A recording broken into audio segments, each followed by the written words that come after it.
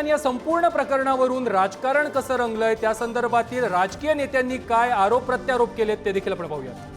ज्या दिवशी त्यांच्यावर गुन्हा दाखल झाला, त्या दिवशी त्यांची कंप्लेंट झाली, त्या दिवशी त्यांच्यावर गुन्हा दाखल झाला कोरटकरवर आणि एक प्रोटेक्शन काढल्यानंतर 4 ते 5 दिवसात त्यांना अटक करण्यात आली। तेलंगणामध्ये ते काँग्रेसच्या एका नेत्याकडे लपून होते आणि यामागे निश्चितच कोरटकरला वाचवण्याचा प्रयत्न काँग्रेसच करत होती हे स्पष्ट झालेलं आहे आणि कुठेतरी कोरटकरला या प्रकारचं काहीतरी वक्तव्य करून कोरटकरबद्दल मला असं वाटतं की काहीतरी आपण दिशाभूल करतोय। या कोरटकरवरती कडक से कडक कारवाई होणार। छत्रपती शिवरायांचा आणि शंभूराजेंचा अवमान या कोरटकरांनी केला। जे शब्द वापरले गेले ते खरं म्हणजे या कोरटकरला महाराष्ट्रद्रोही म्हणून घोषित केलं पाहिजे।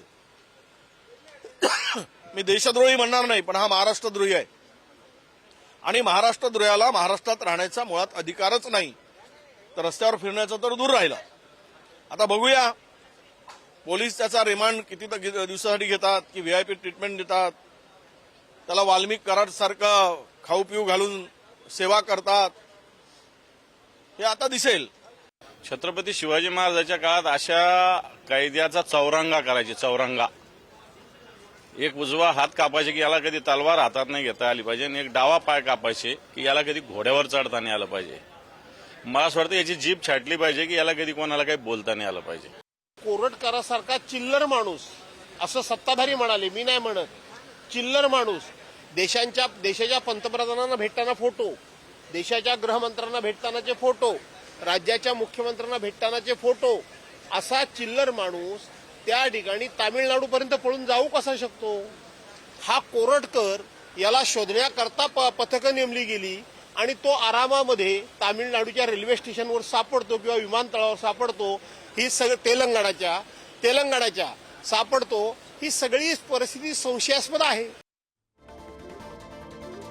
दरम्यान प्रशांत कोरटकर प्रकरणावरती मुख्यमंत्री देवेंद्र फडणवीस यांनी काय प्रतिक्रिया दिली ते देखील पाहूया। आता कोरटकर पकडलं, त्या कोरटकरला कुठे पकडलं, कुठे लपून बसला होता?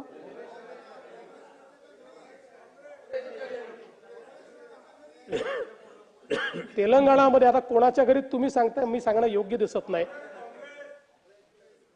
पण कोण त्याला आश्रय देऊन बसला होता जरा बघा ना नाना भाऊ त्या ठिकाणी। पण आपल्याला राजकारण करायचं नाही आहे। छत्रपती शिवरायांवर जर कोणी अशा प्रकारे बोलत असेल तर ही कारवाई आपण करूच, कारण ते आपलं दैवत आहे आणि त्यामुळे दैवताचा अपमान हा निश्चितपणे आपण सहन करणार नाही।